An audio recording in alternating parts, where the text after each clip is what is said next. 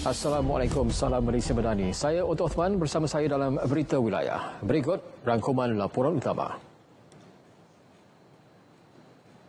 Sekurang-kurangnya 15 bilion ringgit dana akan disuntik kerajaan ke dalam pasaran bagi melindungi sektor PMKS daripada kesan konflik geopolitik di Asia Barat.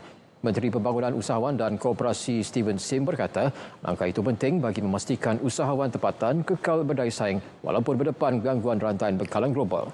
Perbincangan turut diadakan bersama 16 pengurusan tertinggi bank bagi mempermudahkan urusan pinjaman serta menawarkan skim penjadualan semula hutang bagi syarikat yang mengalami masalah aliran tunai.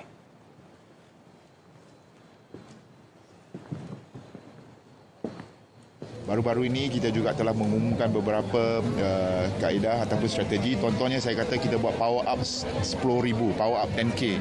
Di mana KUSKOP tahun ini kita akan menyalurkan 15 bilion sekurang-kurangnya ke dalam pasaran sektor PMKS dan koperasi. Beliau berkata demikian selepas program jualan madani koperasi dan usahawan 2026 DUN bertam.